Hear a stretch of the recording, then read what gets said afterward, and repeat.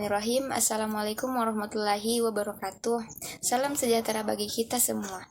Puji syukur kehadirat Allah Subhanahu wa Ta'ala karena telah memberikan kita nikmat kesehatan dan kesempatan sehingga kita bisa melaksanakan diskusi pada hari ini. Yang saya hormati Ibu Dr. Andi Hudia MPD selaku dosen pembimbing mata kuliah belajar dan pembelajaran serta teman-teman sekalian yang saya banggakan. Nah, terima kasih atas kesempatan telah diberikan kepada kami. Kami dari kelompok 9 akan memaparkan materi terkait tentang pembelajaran yang berpijak pada teori humanisme. Nah, sebelum itu, izinkan kami untuk memperkenalkan diri terlebih dahulu. Nah, saya sendiri, Rahmiani, bertindak sebagai moderator sekaligus pemateri. Nah, teman saya, Sri Asrini, juga bertindak sebagai pemateri. Nah, untuk mempersingkat waktu, langsung saja saya akan memaparkan materi pertama, yaitu pengertian teori belajar humanisme. Teori humanistik menjelaskan bahwa proses belajar harus dimulai dan ditunjukkan untuk kepentingan memanusiakan manusia atau disebut proses humanisasi. Teori humanistik sifatnya lebih menekankan bagaimana memahami persoalan manusia dari berbagai dimensi yang dimiliki. Dalam teori belajar humanisme, proses belajar harus berhulu dan bermuara pada manusia itu sendiri.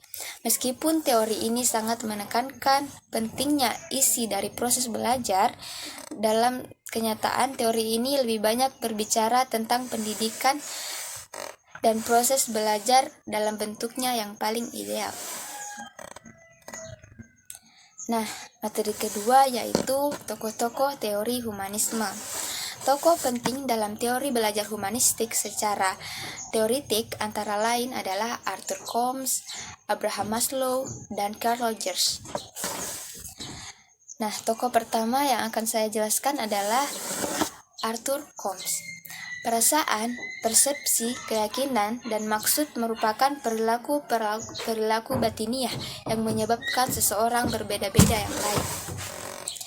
Itulah sebabnya untuk mengubah perilaku orang lain, seseorang harus mengubah persepsinya.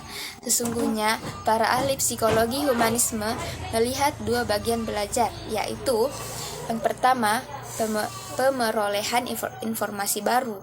Yang kedua, personalisasi informasi baru. Nah, yang saya akan jelaskan pertama yaitu pemerolehan informasi baru.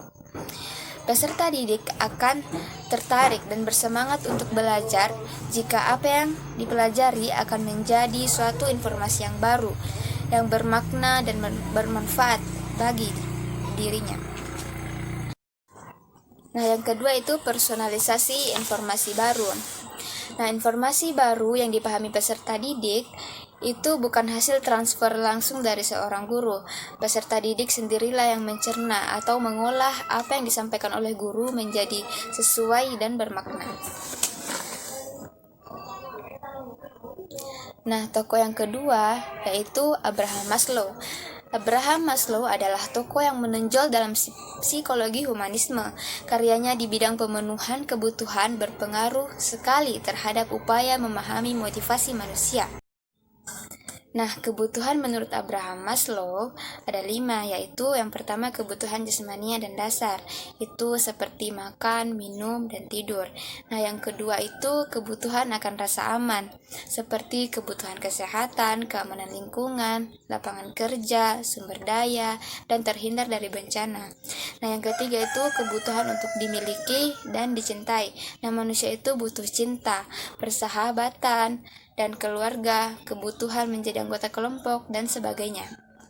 Nah, yang keempat itu kebutuhan akan harga diri, seperti butuh kepercayaan diri, harga diri, prestasi, dan penghargaan dari orang lain. Nah, yang kelima itu kebutuhan aktualisasi diri, seperti moralitas, kreativitas, dan ekspresi diri. Nah, tokoh selanjutnya adalah Carl Rogers. Metode yang diterapkan Rogers dalam psikoterapi awalnya disebut non-direktif atau terapi yang berpusat pada klien dan pioner dalam risetnya pada proses terapi. 5 sifat khas yang berfungsi untuk sepenuhnya, yaitu ada 5. Nah, yang pertama, keterbukaan pada pengalaman. Maksudnya di sini itu orang yang berfungsi sepenuhnya adalah orang yang menerima semua pengalaman dengan fleksibel sehingga timbul persepsi baru. Dengan demikian, ia akan banyak mengalami emosional yang positif maupun negatif. Yang kedua, kehidupan ekstansial. Kualitas dari kehidupan ekstansial di mana orang terbuka terhadap pengalamannya, sehingga ia selalu menemukan sesuatu yang baru. Yang ketiga itu kepercayaan terhadap organisme orang tersendiri. Pengalaman akan menjadi hidup ketika seseorang membuka diri terhadap pengalaman itu sendiri. Yang keempat, perasaan bebas. Orang yang sehat secara psikologi dapat membuat sesuatu pilihan tanpa ada paksaan atau rintangan-rintangan antara alternatif pikiran dan tindakan. Nah, yang kelima adalah kreativitas. Keterbukaan diri terhadap pengalaman dan kepercayaan kepada organisme mereka sendiri akan mendorong seseorang untuk memiliki kreativitas dengan ciri-ciri bertingkah laku spontan, tidak detensif, berubah, dan berkembang sebagai respon atas stimulus kehidupan yang beraneka ragam di sekitarnya. Nah, berdasarkan prinsip-prinsip belajar yang dikemukakan oleh Rogers, secara singkat, inti prinsip belajar humanisme adalah sebagai berikut. Yang pertama itu hasrat untuk belajar. Menurut Rogers, manusia mempunyai hasrat alamiah untuk belajar. Hal ini terbukti dengan tingginya rasa ingin tahu anak apabila diberi kesempatan untuk mengeksplorasi lingkungan. Nah, yang kedua, belajar yang berarti. Belajar akan mempunyai arti atau makna apabila apa yang dipelajari relevan dengan kebutuhan dan maksud anak. Artinya, anak akan lebih cepat belajar ketika pelajarannya itu bermakna bagi dirinya, memiliki arti bagi dirinya sendiri. Nah, yang ketiga itu belajar tanpa ancaman dan hukuman. Belajar mudah dilakukan dan hasilnya dapat disimpan dengan baik apabila berlangsung dalam lingkungan yang bebas ancaman dan hukuman. Nah, yang keempat, belajar atas inisiatif tersendiri. Belajar akan paling berkesan apabila hal itu dilakukan oleh inisiatif sendiri dan melibatkan perasaan dan pikiran si pelajar. Nah, yang terakhir itu belajar dan perubahan. Prinsip terakhir yang dikemukakan oleh Rogers ialah bahwa yang paling bermanfaat adalah belajar tentang proses belajar. Dengan demikian, yang dibutuhkan saat ini ialah orang yang mampu belajar di lingkungan yang sedang berubah dan akan terus berubah. Baik, itulah pemaparan materi dari saya sendiri. Untuk materi selanjutnya akan dijelaskan oleh rekan saya, Sri Asrini. Dengan ini saya persilahkan. Baik, selanjutnya yaitu aplikasi teori belajar humanisme terhadap peserta didik. Itu ada 4. Yang pertama peserta didik, yang kedua guru, yang ketiga aktivitas dan proses pembelajaran, dan yang keempat bentuk-bentuk pendidikan humanisme. Untuk yang pertama yaitu peserta didik, siswa berperan sebagai pelaku utama atau student center yang memaknai proses pengalaman belajarnya sendiri. Dalam teori humanisme, peserta didik akan ditempatkan sebagai pusat atau bahan perhatian dalam aktivitas belajar. Kemudian, peserta didik juga menjadi pelaku dalam memaknai pengalaman belajarnya sendiri. Yang kedua, itu guru. Dalam pembelajaran humanisme, peran guru adalah menjadi fasilitator bagi peserta didiknya dengan cara memberi motivasi dan memfasilitasi pengalaman belajar. Psikologi humanisme memberi perhatian atas guru sebagai fasilitator. Ada beberapa cara untuk memberi kemudahan belajar dan berbagai kualitas fasilitator. Yang pertama, fasilitator sebaiknya memberi perhatian kepada penciptaan suasana awal, situasi kelompok, atau pengalaman kelas. Yang kedua, fasilitator membantu untuk memperoleh dan memperjelas tujuan-tujuan perorangan di dalam kelas dan juga tujuan-tujuan kelompok yang bersifat umum. Yang ketiga, dia mempercayai adanya keinginan dari masing-masing siswa untuk melaksanakan tujuan-tujuan yang bermakna bagi dirinya. Yang ketiga, ada aktivitas dalam proses pembelajaran. Tujuan pembelajaran lebih kepada proses belajarnya daripada hasil belajar. Adapun proses umumnya dilalui adalah yang pertama, merumuskan tujuan belajar yang jelas. Yang kedua, mengusahakan partisipasi aktif siswa melalui kontrak belajar yang bersifat jelas, jujur, dan positif. Yang ketiga, mendorong siswa untuk mengembangkan kesanggupan siswa untuk belajar atas inisiatif sendiri.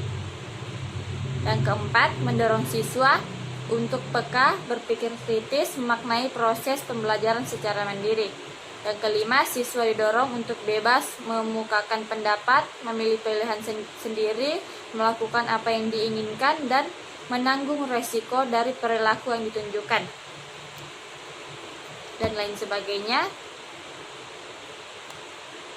Dan yang keempat yaitu bentuk-bentuk pendidikan humanisme. Itu ada dua. Yang pertama, pendidikan terbuka atau open education. Pendidikan terbuka adalah proses pendidikan yang memberikan kesempatan kepada murid untuk bergerak secara bebas di sekitar kelas dan memilih aktivitas belajar mereka sendiri. Di mana dalam hal ini guru hanya berperan sebagai fasilitator dan motivator, serta menjadi pembimbing mereka dalam belajar. Sedangkan yang kedua atau pembelajaran mandiri atau independent learning, yaitu proses pembelajaran yang menuntut murid menjadi subjek yang dapat merancang, mengatur, dan mengontrol kegiatan mereka sendiri secara bertanggung jawab. Pembelajaran mandiri juga dapat diartikan proses pembelajaran yang mengajak siswa melakukan tindakan mandiri. Tindakan mandiri ini dirancang untuk menghubungkan pengetahuan akademik dengan kehidupan siswa sehari-hari. Adapun yang terakhir yaitu kekurangan dan kelebihan teori belajar humanisme. Kekurangannya, peserta didik kesulitan dalam mengenali diri dan potensi-potensi yang ada pada diri mereka.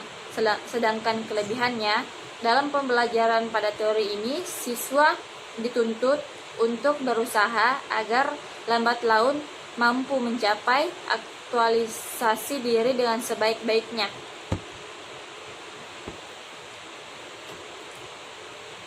Baiklah, itu saja materi dari saya. Saya kembalikan kepada moderator. Nah, itulah materi yang telah disampaikan oleh Saudari Sri Asrini. Bagi teman-teman yang ingin bertanya, silakan bertanya pada forum diskusi nanti. Nah, untuk saat ini saya menutup video presentasi kami. Terima kasih telah menyimak video kami. Assalamualaikum warahmatullahi wabarakatuh.